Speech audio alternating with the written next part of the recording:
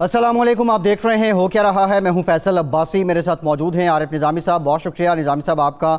आज वज़ीर-ए-आज़म पाकिस्तान इमरान खान साहब पार्लियामेंट के इजलास में गए, उन्होंने खिताब किया, ये वाज़े किया कि मेरी किसी से कोई ज़ाती लड़ाई नहीं है। नैब की जानिब से जो केसेस बनाए गए 90% केसेस उनके इक़्तिदार में आने से पहले के थे।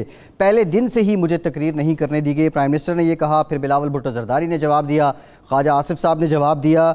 अब से कुछ देर पहले तक कौमी असम्बली के इजलास में होता क्या रहा, आप देखिए। मेरी कोई किसी से दुश्मनी नहीं। जब आप किसी के ऊपर केस होता है वो कहते हैं जी पॉलिटिकल विक्टिमाइजेशन। और ये जो नैब है, ये हमने तो नहीं नैब बनाई, एक आदमी हमने भर्ती नहीं करवाया। नैब तो पुरानी है, 90% केसेस भी पुराने हैं, लेकिन गालियां हर रोज मुझे पड़ती हैं। मैं चाहता हूं कि हमारी पार्लियामेंट चले, यहां डिबेट ही नहीं हो सकती।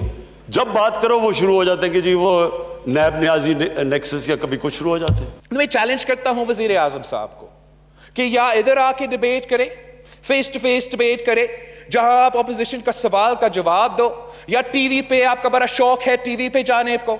हम चैलेंज करते हैं वजीर आजम साहब को कि हमें टीवी पे डिबेट करे, कहीं ना कहीं आए, ताकि आप जो झूठ आप हर तकरीर में दोहराते हो, जो झूठ आप हर प्रेस कॉन्फ्रेंस में दोहराते हो, उसको जवाब आपको देना पड़ेगा।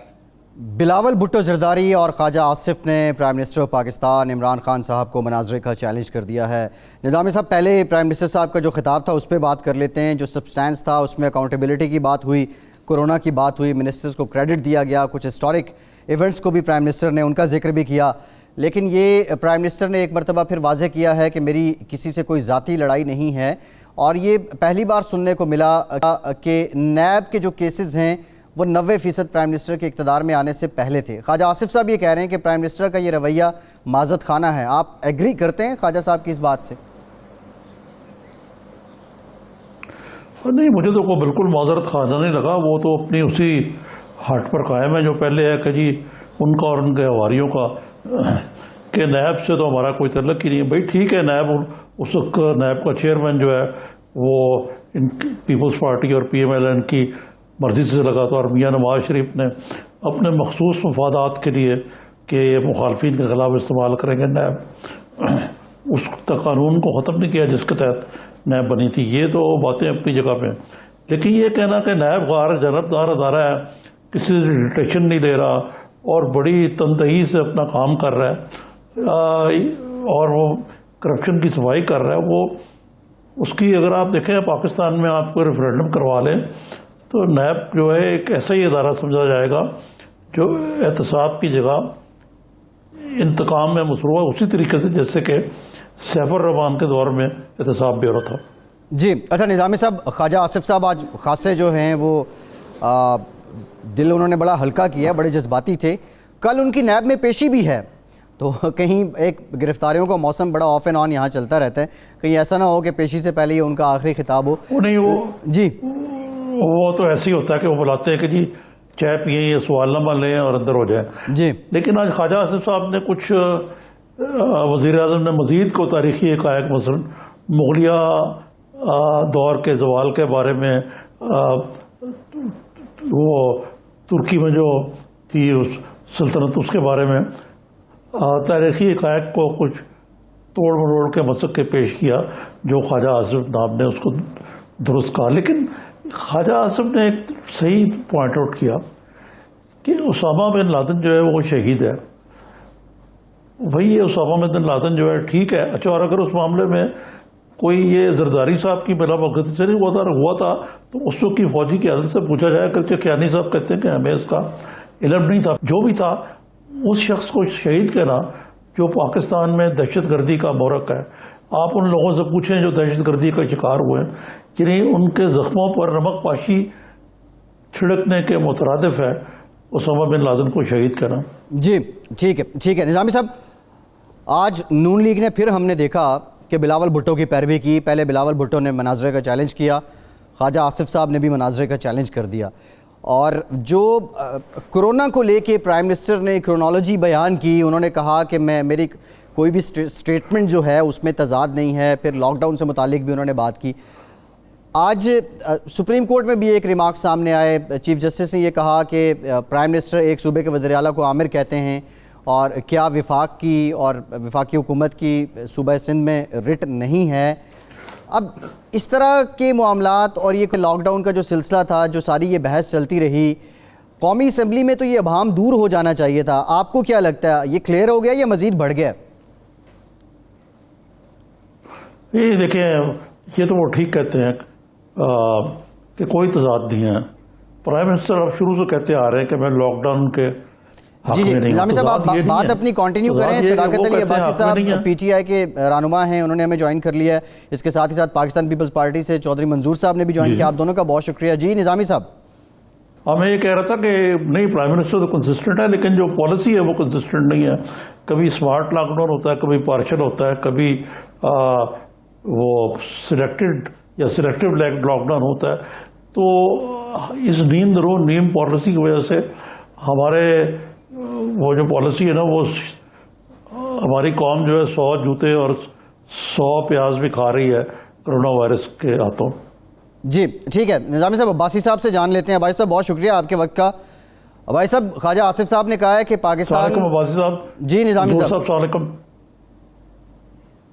जी मैं सलाम अर्ज कर रहा हूँ। जी जी जी जी जी मैं ज़रा ये अब्बासी साहब से जानना चाह रहा था कि ख्वाजा आसिफ साहब ये फरमा रहे हैं कि कोरोना की पॉलिसी की वजह से हालात बड़े गंभीर हैं और पाकिस्तान ने अब कोरोना एक्सपोर्ट करना शुरू कर दिया है। रुपए की कदर में इजाफा हुआ तो वैसे तो एक्सपोर्ट्स बढ़नी चाहिए थी, लेकिन आपकी हुकूमत कोरोना एक्सपोर्ट कर रही है, क्या कहेंगे इस पर? बहुत शुक्रिया जी फैसल साहब, बहुत शुक्रिया निज़ामी साहब, आपको वालेकुम अस्सलाम भी आपने सलाम किया।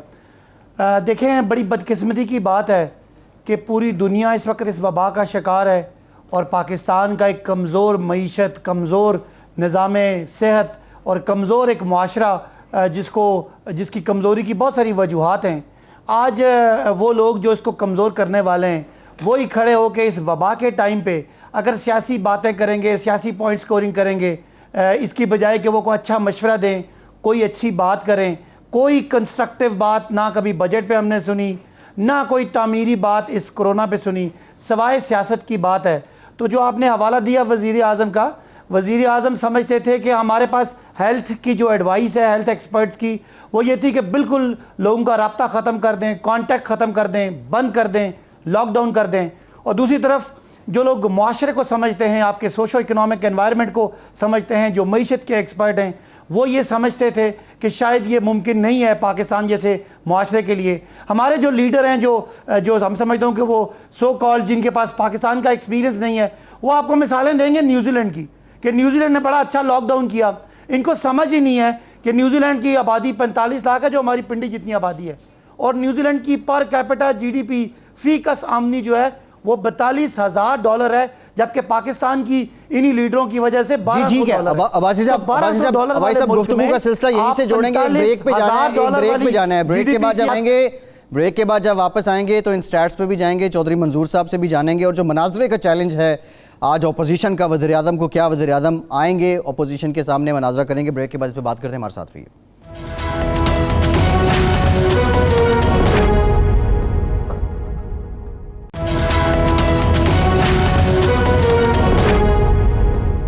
ब्रेक के बाद एक बार फिर से आपको खुशामदीद कहेंगे। निज़ामी साहब आपकी तरफ आता हूँ। निज़ामी साहब, ये पार्लियामेंट के होते हुए अपोजिशन को मनाजरे का चैलेंज क्यों करना पड़ गया? जी ये हम चौधरी मंजूर साहब से पूछते हैं। चौधरी साहब अस्सलाम वालेकुम। जी वालेकुम सलाम निज़ामी साहब। ये बताएं कि आप ये आज एक मुनाजरे का चैलेंज बिलावल साहब ने भी दिया और ख्वाजा आसिफ ने दिया, ख्वाजा साहब पहले भी एक दफ़ा दे चुके हुए हैं। तो ये मुनाजरे की ज़रूरत है जब ये नेशनल असम्बली मौजूद है। प्राइम मिनिस्टर कहते हैं कि वहाँ सोए नैब न्याजी काट छोड़ के कोई बात ही नहीं करने देते, तो डिबेट ही नहीं हो सकती वहाँ पे। दूसरे वो कहते हैं कि नैब से हमारा तो कोई तल्लुक ही नहीं है, आप लोगों ने बनाई, आप लोगों ने चलाई, आप लोगों ने इसकी मौजूदा सरबराह को मुंतखब किया। तो ये आप इन दोनों बातों का क्या जवाब देते हैं? बहुत शुक्रिया निज़ामी साहब। देखिए, दो बुनियादी चीज़ें हैं।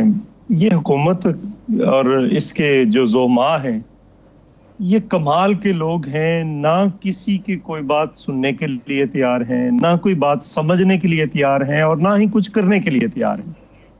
सिर्फ बातें करने के लिए तैयार हैं, और बातें भी सामने नहीं, जिसकी वजह से ये मुनाजरे की बात हुई। अगर प्राइम मिनिस्टर बात करते हैं तो बात सुने भी लोगों की, और बात सुन नहीं सकते तो करने की क्या जरूरत है।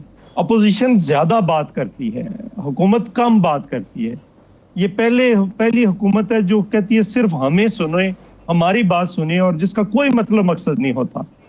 अभी ये हमारे दोस्त हैं अब्बासी साहब फरमा रहे थे कि हम ये न्यूजीलैंड की मिसाल देंगे। आप जिस खित्ते की कहते हैं उस खित्ते की मिसाल दे देते हैं। आपको लातीनी अमेरिका की मिसाल चाहिए, वहां से दे देते हैं, वो पाकिस्तान जैसे ममालिक हैं। यूरागवे की मिसाल दे देते हैं। नहीं, मेरी गुजारिश सुन लेना। इंडिया के तो आपको मोदी बहुत पसंद है ना, चूंकि आप तो उसके जीतने की दुआएं मांगते थे ना, ताकि मसला कश्मीर हल हो जाए।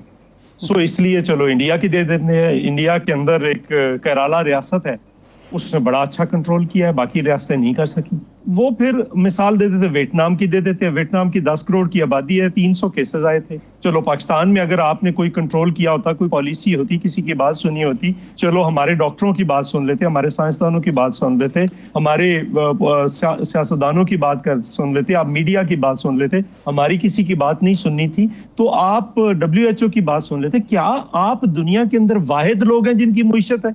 बाकी मुल्कों की मुश्तें नहीं है जिनको पता नहीं है कि क्या करना है क्या नहीं करना। उन्होंने वियतनाम जो है 10 करोड़ की आबादी है, पाकिस्तान जैसा मुल्क है, पाकिस्तान जैसे रिसोर्सेज है, उन्होंने करके उनकी मुश्त गिरी नीचे, वापस सब कुछ खोल दिया उन्होंने। वापस आपके 600 आ जाते, 6000 आ जाते, क्योंकि आपने ना टेस्टिंग की है, ना ट्रेसिंग की है, ना आइसोलेशन की है, बल्कि आपने फैलने दिया उसको। ताफ्तान से लेकर आप बेनजीर इनकम सपोर्ट प्रोग्राम के पैसों की तकसीम तक देख ले।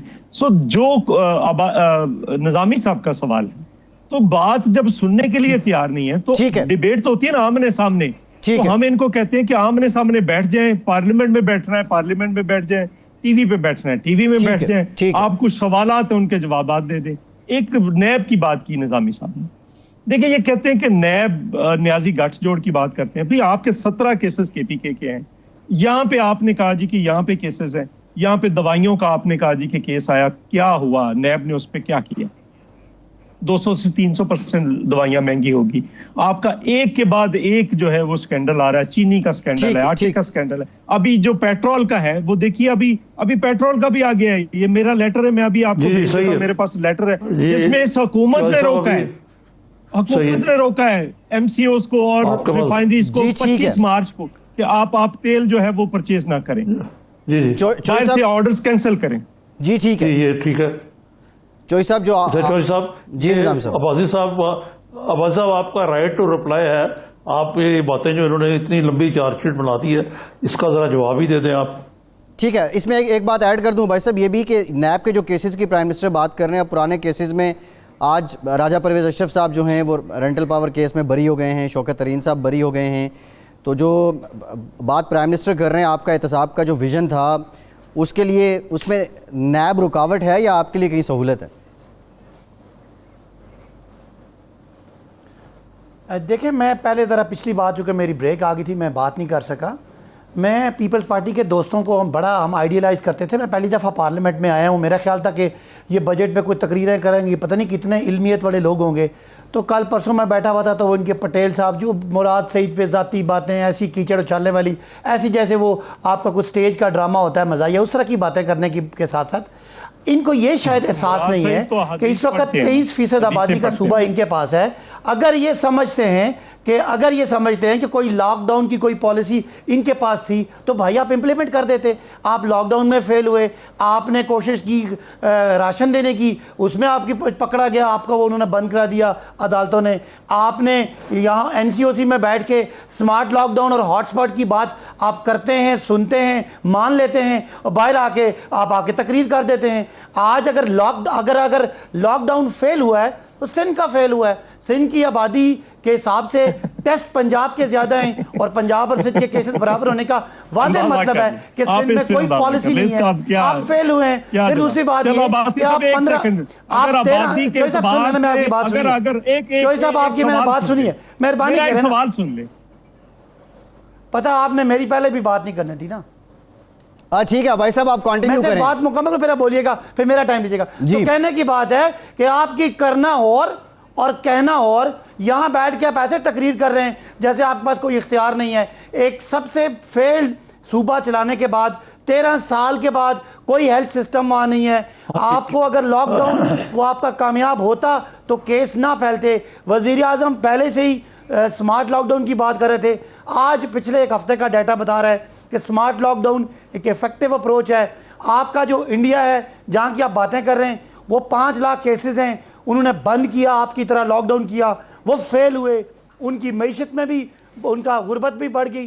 जबकि पाकिस्तान ने हेल्थ के एडवाइज़र्स और इकॉनमी के एडवाइज़र के दरमियान एक मिला जुली बात की और वो हॉटस्पॉट को लॉकडाउन करने की बात की, जो आज अल्लाह ताला के फजल करम से कामयाब भी है। और जो आप हमें 77 लाख केसेस और 22 लाख केसेस की स्टोरी सुना रहे थे, अल्लाह का फजल है कि पाकिस्तान में अभी ये वबा कंट्रोल में है। गो के हमारे सूबाई हुकूमतों का उतना SOPs पे उन्होंने इम्प्लीमेंट नहीं किया, जब इम्प्लीमेंट करेंगे तो इंशाल्लाह ये पॉलिसी कामयाब भी है, दिहाड़ीदार अपना रोजी भी कार है। और जो आप बेनजीर इनकम सपोर्ट स्कीम की बात कर रहे हैं जिसमें आपने 8 लाख लोग जाली डाले हुए थे, ठीक है भाई साहब, उसकी बुनियाद पे वो 44 लाख वो थे भाई साहब एक और ब्रेक लेते हैं, एक ब्रेक 60 लेते हैं। लाख लोगों को चोई साहब ये राशन पहुंच चुका है। जी ठीक है, एक ब्रेक लेते हैं और ब्रेक वापस आएंगे तो कुछ इससे मुतालिक भी बात करेंगे। लेकिन PTI के अंदर PTI के रहनुमा फॉरवर्ड ब्लॉक की बात कर रहे हैं, फॉरवर्ड ब्लॉक होने का इंकशाफ कर रहे हैं। ये कहानी क्या है, ब्रेक के बाद इस पर डिस्कशन करते हैं। हमारे साथ भी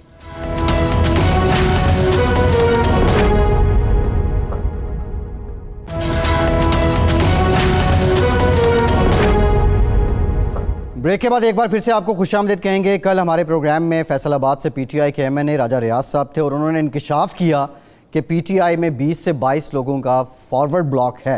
एग्जैक्टली उन्होंने क्या कहा, देखिए।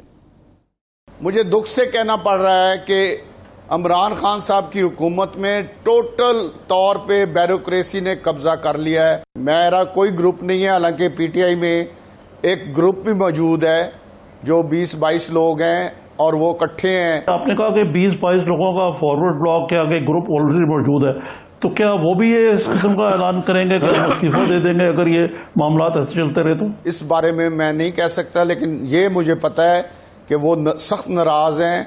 उनको जो मेरे एहतजाज है या जो मैंने बातें की हैं वो 100% उनके भी ये इश्यूज हैं। अब एक चॉइस है कि या तो मैं इमरान खान को वोट दूं क्योंकि मैं उनके टिकट पर इलेक्ट हुआ हूं, और दूसरी चॉइस मेरे पास ये है कि मैं इस्तीफा दे दूं और MNA शिप छोड़ दूं। अब मैं ये संजीदगी के साथ सोच रहा हूं। राजा रियाज कहते हैं कि या मैं सीट छोड़ दूं, ये जो तस्दीर हो रही है, या ये रुक जाए। निज़ामी साहब, इत्तेहादी नाराज़, कैबिनेट में रोले और फॉरवर्ड ब्लॉक की बातें हैं। आज क्या इसी वजह से अगर मान लिया जाए कि प्राइम मिनिस्टर का रवैया कर्टियस था अपोजिशन के साथ या पार्लियामान में, यही वजूहात हैं? नहीं, प्राइम मिनिस्टर तो जैसे कह रहे थे पहले भी वो काफ़ी देर से, अब मैं देखता हूँ कि वो ज़रा मेलोडाउन हो गए हुए हैं और पार्लियामेंट में उनको पता किस तरह गुफ्तगू करनी है। पहले चौधरी मंजूर साहब से पूछें, फिर सदाकत अली अब्बासी साहब से लेते हैं जवाब। चौधरी साहब, ये बड़ी बातें हो रही हैं फॉरवर्ड ब्लॉक की, पीपल्स पार्टी के अंदर फवाद चौधरी ने जो शोर मचाया हुआ है उसके हवाले से, PTI में मेरा मतलब है, फिर जरदारी साहब और बिलावल साहब के राब्ते मेंगल साहब के साथ, ये क्या खिचड़ी पक रही है? निज़ाम साहब, पहले मैं 2 छोटे पॉइंट्स मैं आपको और अपने गुजारिश करना चाहता हूं कि प्रोग्राम के आखिर पे ज़रा मुझे बता दीजिए कि अपने जो आपके लोग हैं, स्टाफ के लोग, उन्हें कहें कि अगर तो पंजाब की आबादी के एतबार से टेस्ट ज़्यादा हैं पंजाब के अंदर सिंध से, तो मैं आपके प्रोग्राम में ऐलान करता हूं कि मैं कभी किसी टॉक शो में नहीं बैठूंगा। और अगर थोड़े हुए आबादी के एतबार से टेस्टों का, आपने ये तादाद में नहीं देखना कि तादाद किसकी ज्यादा है किसकी थोड़ी है, आबादी के एतबार से होगा ना। अब अगर पंजाब की आबादी 52% है या 55% है तो उससे एतबार से होना है। और अगर पंजाब के ज्यादा हुए तो मैं नहीं बैठूंगा, और अगर पंजाब के ज्यादा ना हुए तो फिर ये सदाकत अब्बासी साहब भी बताएं ये क्या करेंगे। एक बात। दूसरी बात ये है, मैंने नैब पे बात करनी थी। देखें, इनका इशू क्या है कि ये तो सारा जो आपने सवाल किया है कि वो कहते हैं ना कि कहीं की ईंट कहीं का रोड़ा, बानमती ने कुनबा जोड़ा। सो भानत की बोलियां बोल रहे हैं। ये कोई किसी से उठाकर किसी पार्टी से उठाया हुआ है, कोई किसी पार्टी से उठाया हुआ है। सो ना मिजाज है, ना सुनने की सलाहियत है, ना समझने की सलाहियत है, ना मिजाज है। इत्तेहादियों को लेकर हम भी चले तो हमारे पास तो 125 वोट थे, इनके पास तो फिर मेरा ख्याल 156 वोट है या 155 है, मुझे नहीं एग्जैक्ट पता। सो हमें पता है इत्तेहादियों की क्या प्रॉब्लम्स होते हैं, किस तरह से उनको लेकर चलना होता है। हमारे पास तो 125 थे, हमने यूनानिमसली सारे लॉज पास करवाए थे, चूंकि नेगोशिएटेड सेटलमेंट की तरफ हम बढ़ते थे, हम कोई जबर के जरिए नहीं करते थे। अब इनके पास कोई रास्ता नहीं है, ना इनको पता है इत्तेहादियों को। झूठे वादे जिस तरह से लोगों के साथ किए हुए थे, उनसे झूठे मुआहदे किए हुए और लिख कर मुआहदे किए हुए। पहले मैंने कभी देखा नहीं था लिखे हुए मुआहदे। अब मुझे ये बताएं कि इनके अलाइज कह रहे हैं, हम तो नहीं कह रहे कि मेंगल साहब क्या कह रहे हैं, शाहजैन बुगटी क्या कह रहे हैं, काफली क्या कह रही है, MKM क्या कह रही है, सूबा महाज क्या कह रहा है, बाप के अंदर क्या खिचड़ी पक रही है, इनके अपने MNS क्या कह रहे हैं, इनके अपने वज़रा एक दूसरे के बारे में क्या कह रहे हैं, और फिर ये यहाँ पे बैठकर ये दूसरों को बातें सुनाते हैं। सो हमने इनको ये कहा है कि अगर जरदारी साहब ने कहा था ना इनको, आपको याद होगा कि हमने इनको नहीं गिराना, इन्हें ये अपने वजन से गिरेंगे, तो वजन से गिरना शुरू हो गए। इनसे खुश कौन है? ना अपने खुश है ना बेगाने खुश हैं। चलो अपोजिशन को छोड़ दे, और बाकी भी पार्टी के अंदर जो मेजॉरिटी है वो नैबजादे हैं। कोई किसी पे किसी वक्त में नैब का केस रहा है, किसी पे किसी वक्त का, वो इसलिए बोल नहीं सकते। तो ये सारी सूरत हाल है, इसमें कैसे लेकर चलेंगे चीजों को?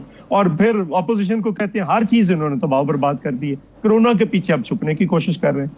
कोरोना पे पॉलिसी क्या है, चलो अभी अब्बासी साहब बता दे। पीपल्स पार्टी ने वहां पे कंसेंसस किया, इन्होंने ट्रांसपोर्टर्स के साथ खड़े होकर इनकी जमात में प्रेस कॉन्फ्रेंस कर दी, ताजरों के साथ, उलमा के साथ, किसके साथ नहीं? उन्होंने वहां पे लॉकडाउन करवाया। और लॉकडाउन का क्या फर्क है?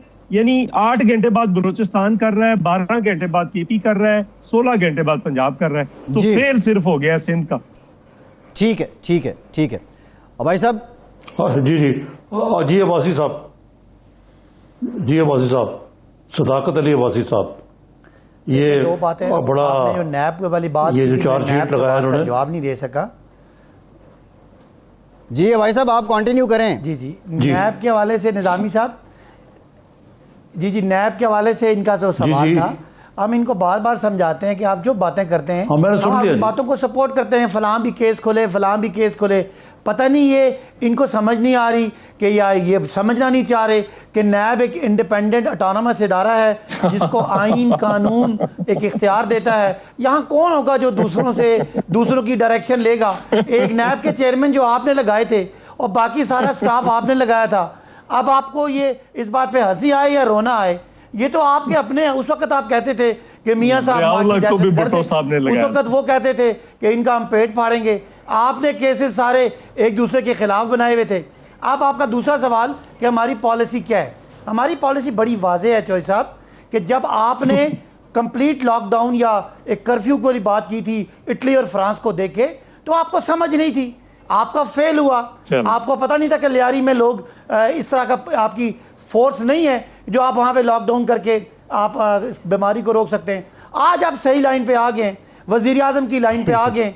आज आप एक मोहल्ले, गलियां और वो यूनियन काउंसिलें बंद कर रहे हैं जहाँ पे कोरोना के केसेस हैं। आपने कहा कि मैं आज भी चैलेंज करता हूँ कि पंजाब के टेस्ट सिंध से ज्यादा है और सिंध के केसेस पंजाब से ज्यादा हैं। हालांकि अगर आबादी के हिसाब से जाएं चौधरी साहब, तो पंजाब की आबादी सिंध से दुगनी है। तो ये भाई साहब ये कोरोना पे बात हो गई है। अब्बासी साहब, मेरा आपसे सवाल ये है, अब्बासी साहब फॉरवर्ड ब्लॉक के मुतालिक बताएं, राजा रियाज जो बात कर रहे हैं, क्या PTI में फॉरवर्ड ब्लॉक मौजूद है? हाँ, देखें मैं समझता हूं कि बजट का टाइम है। इस बजट के टाइम पे हर बंदा अपने हलके के लिए फंड मांगता है। MNAs का दबाव होता है। वो नाराज़ इसलिए नहीं होते कि उनको इमरान खान की क़यादत की बजाय बिलावल साहब की या शहबाज शरीफ साहब की पसंद आ गई है।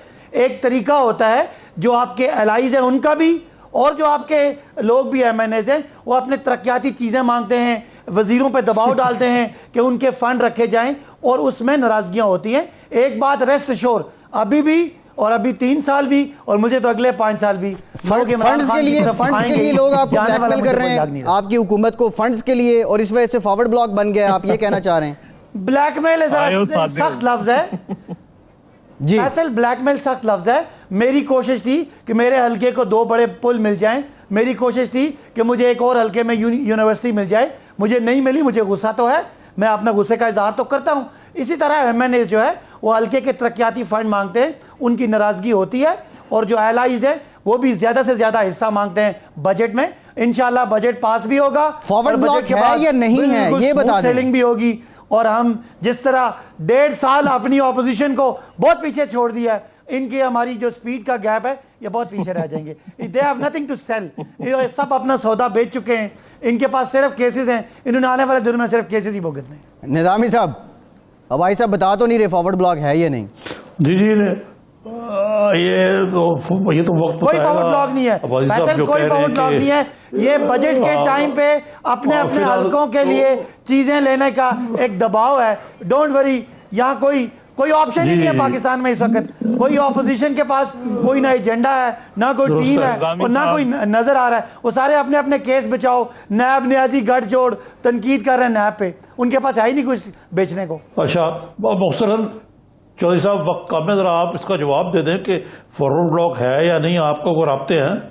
देखिए, नहीं, हमारे कोई राब्ते नहीं है। वो जैसे हमने कहा था कि ये अपने वजन से गिर रहे हैं, ये किसी ने नहीं बनाया, ये खुद इन्होंने बनाया है। जो कुछ है अंदर की तोड़ फोड़ है, इनके वज़रा के अंदर लड़ाइयां हमने करवाई हैं, कोई आपस में एक दूसरे के खिलाफ। वो कहते हैं 2 वज़ीर-ए-आज़म के उम्मीदवार हमने बनाए, हमसे तो कोई पूछ कर नहीं बना। और इसके अंदर इतना ज्यादा सूरत हाल खराब है कि आप जिससे मिलते हैं, पुराने जानने वाले हैं, हम भी थोड़ा बहुत चलो सियासी कारकुन है, तो जिससे पूछते हैं, जिससे मिलते हैं, वो रोना शुरू हो जाता है। और हर कोई रो रहा है, इस मुल्क का ताजर रो रहा है, इस मुल्क का किसान रो रहा है, मजदूर रो रहा है, इनके अपने पार्लियामेंटेरियंस रो रहे हैं, तादी रो रहे हैं। इनसे खुश कौन है? पता नहीं कौन खुश है। इनके वज़रा रो रहे हैं, वो कह रहे हैं हमारे ऊपर आ गया। आज वो लिखा है फॉल्ट लाइंस के ऊपर, उन्होंने कॉलम लिखा है, उनके जो एडिटर हैं इस्लामाबाद में, तो उन्होंने ये 10 फॉल्ट लाइंस का जिक्र किया है पीटीआई के अंदर जो है। और जो सबसे बड़ी फॉल्ट लाइन है वो भी मौजूद है, वो इमरान वर्सेस इमरान है। खुद जो कुछ उन्होंने कहा है उसके खिलाफ बोल रहे हैं।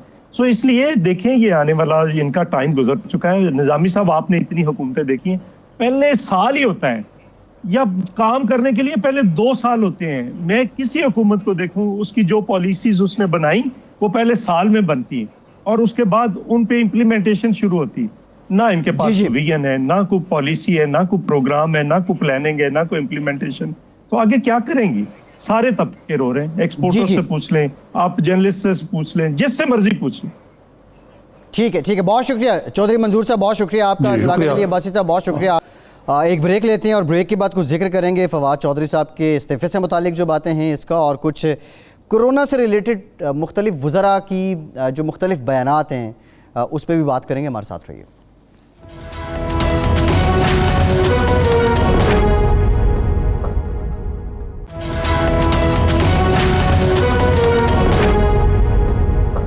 ब्रेक के बाद एक बार फिर से आपको खुशामदीद कहेंगे। आज एहतसाब अदालत ने एक फ़ैसला दिया जिसमें साबिक़ वज़ीर-ए-आज़म राजा परवेज़ अशरफ साहब और साबिक़ वज़ीर ख़ज़ाना शौकत तरीन साहब को बरी कर दिया गया। निज़ामी साहब, ये वक्त के सितम कैसे हैं? आज नून लीग भी एहतसाब का रोना रो रही है, लेकिन ये जो रेंटल पावर केस था इसको तो हवा देने वाली नून लीग थी, और फिर लोड शेडिंग पे नून लीग ने सियासत भी की, इलेक्शन भी विन किया।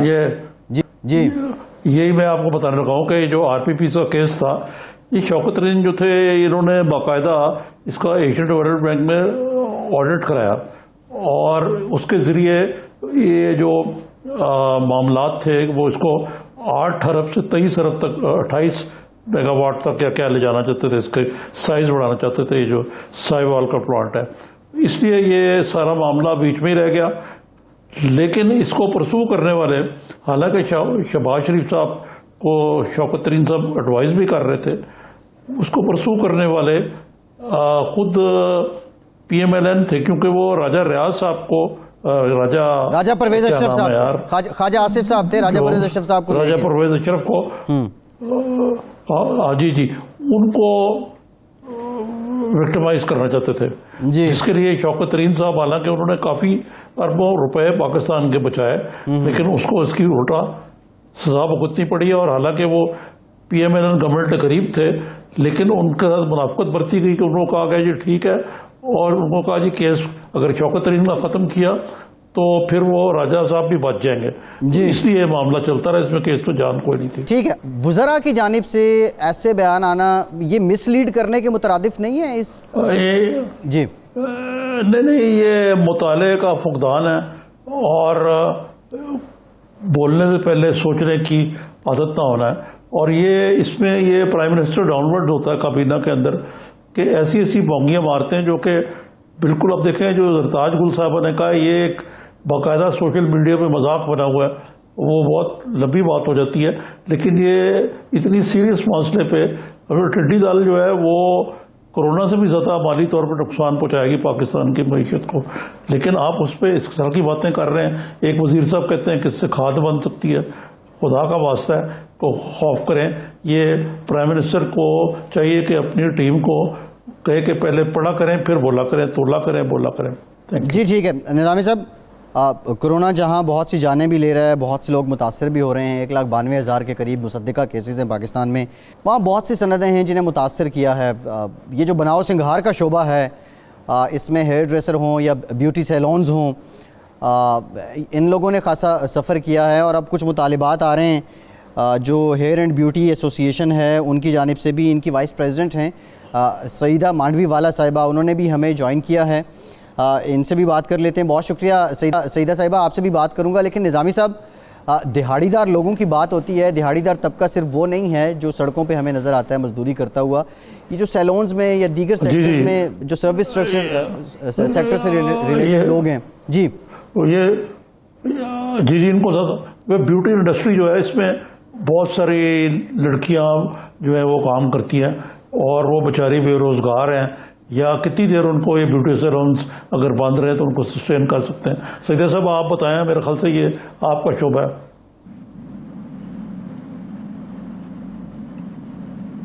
सईदा साहिबा, आपको आवाज़ आ रही है?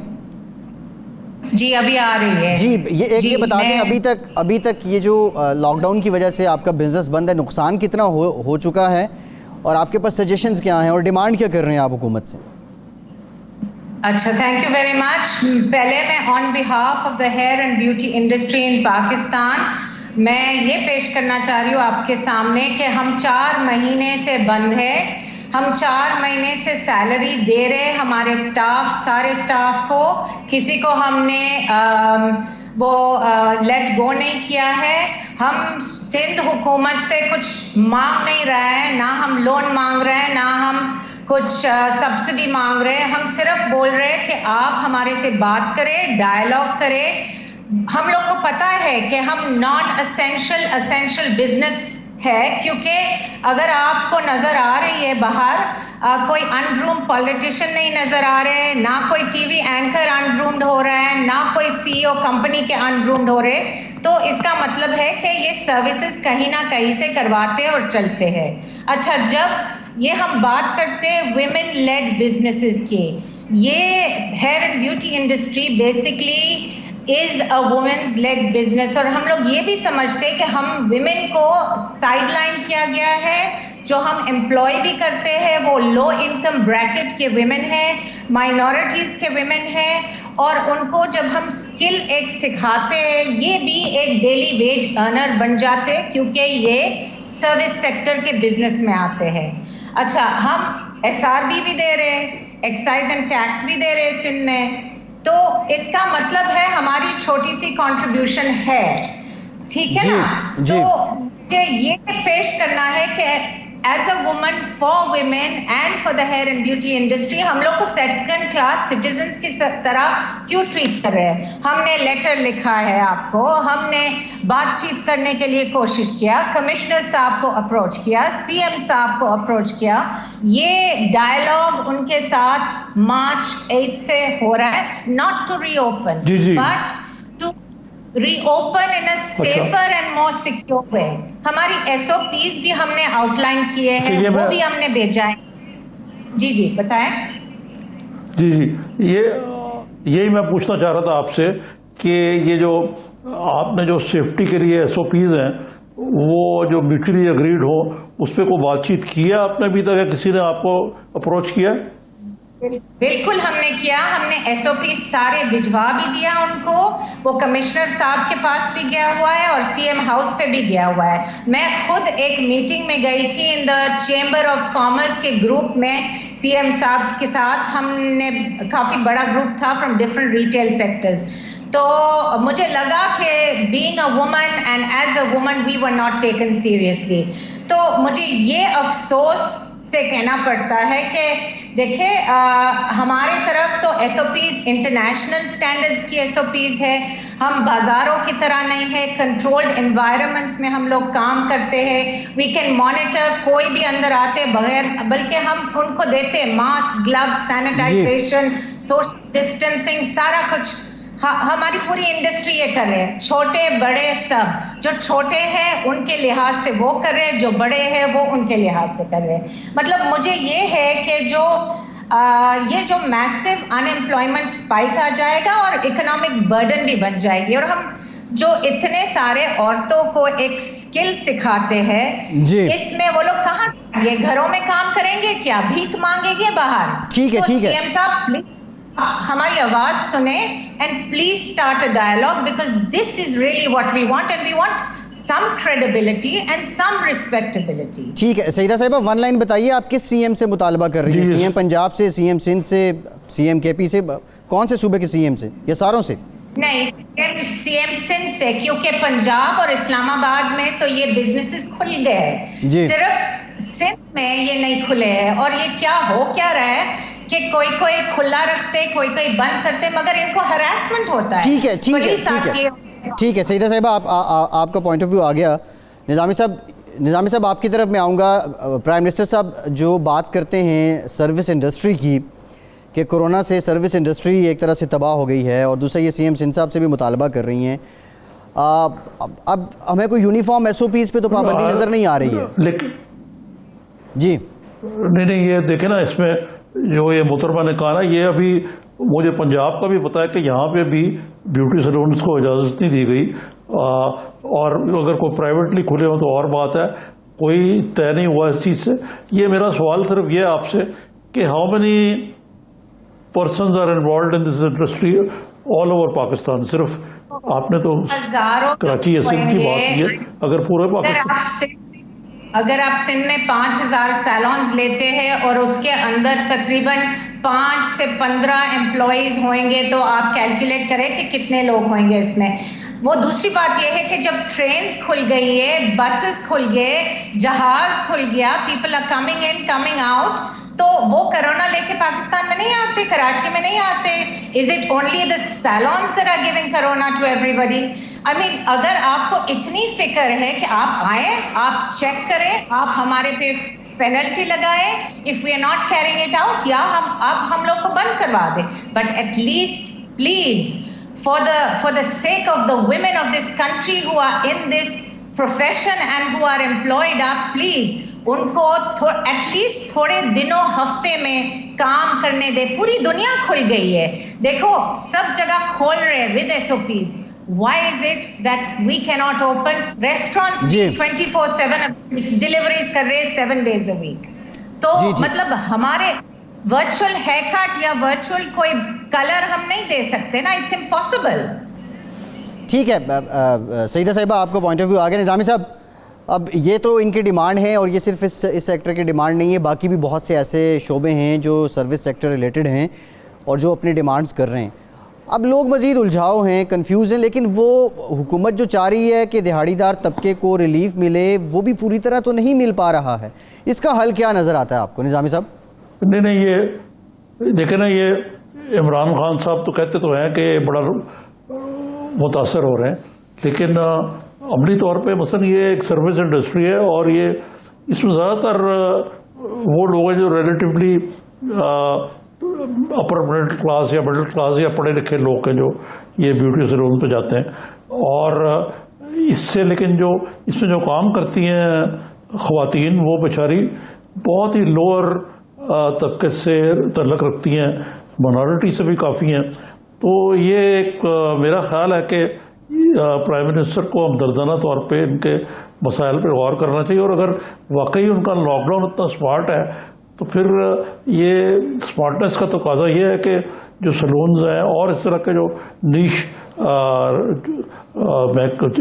सेक्टर्स हैं इकॉनमी के, मसलन रेस्टोरेंट्स को ही ले लें, why not open restaurants with the SOPs। जी ठीक है जी। और मैं बस ये कहना चाह रही हूँ कि अगर मैं स्टेट बैंक की हेड होती तो शायद CM साहब मुझे मिल लेते, but unfortunately I am in the hair and beauty industry and perhaps that's why as a woman I am being sidelined and not just me. हजारों औरतें जो इस इंडस्ट्री में है, एजुकेटेड है, पढ़े लिखे हैं, हमारे पास दूसरे भी डिग्रीज है, मगर हमने चूज किया कि ये इंडस्ट्री में आके एक चेंज लेके आए पाकिस्तान में, ताकि वो दूसरे जो लो इनकम ब्रैकेट ग्रुप से जो औरतें आते हैं जी ठीक उनको है हमें ठीक है सईदा मांडे बहुत शुक्रिया आपके वक्त का। निजामी साहब प्रोग्राम का वक्त खत्म हो गया, आपका भी शुक्रिया। आज के प्रोग्राम से इतना ही। फैसल अब्बासी को इजाज़त दीजिए।